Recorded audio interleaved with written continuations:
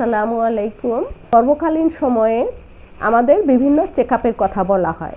সাধারণ নিয়ম অনুযায়ী দেখা যায় যে যদি আমরা প্রতি মাসে একবার চেকআপ করি তাহলে আমরা 7 মাস পর্যন্ত প্রতি মাসে মাসে একবার চেকআপ করব।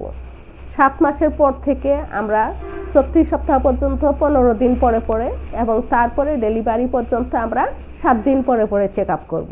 এটা সাধারণত এই যে বারবার চেকআপ প্রতি মাসে এবং 15 দিন পরে পরে পরবর্তীতে তারপর 7 দিন পরে পরে এই চেকআপটা আসলে হেলথ কেয়ার প্রোভাইডার এবং যারা সেবা নেবেন তাদের জন্য একটা লোড হয়ে যায় এত ঘন ঘন যাওয়া। সেই জন্য WHO রিকমেন্ডেড মিনিমাম চেকআপের 4টা চেকআপের কথা বলা হয়। WHO রিকমেন্ডেড যে মিনিমাম এই 4টা চেকআপ অবশ্যই করতে হবে প্রত্যেক গর্ভবতী মাকে, এবং যদি তার আরও বিপদ ঝুঁকি থাকে তাহলে প্রয়োজনে আরও বেশি করবে, কিন্তু এই 4টা অবশ্যই প্রত্যেক গর্ভবতী মাকে করতে হবে। প্রথম চেকআপটা সাধারণত 16 সপ্তাহের মধ্যে করা উচিত, কারণ 16 সপ্তাহের মধ্যে আমাদের প্রেগন্যান্সিটা কনফার্ম করা যাবে এবং পাশাপাশি তার পরীক্ষা নিরীক্ষা এগুলো করতে হবে। নিয়ম কারণ আমরা সব বলে দিব।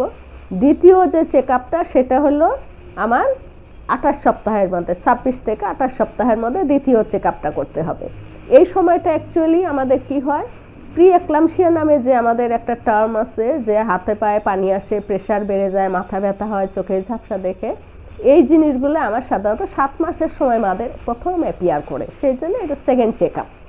থার্ড চেকআপটা আমাদের 32 সপ্তাহে, এবং এই সময় দেখা যায় যে বাচ্চার ওজন, বাড়ন্ত, তার পজিশন, এই জিনিসগুলো খেয়াল করতে হয়। যদি আগে তার কোনো সমস্যা থাকে, হয়তো প্লাসেন্টা গর্ভফুলটা নিচে ছিল জরায়ুর, এই সময় দেখা যায় সাধারণত উপরে উঠে যায়, এগুলো বিভিন্ন কারণে এই থার্ড চেকআপটা। এবং ফোর্থ চেকআপ, ফাইনাল চেকআপ যেটা, এটা 36 সপ্তাহ থেকে 38 সপ্তাহের মধ্যে আমাদের ফাইনাল একটা চেকআপ করতে হয়।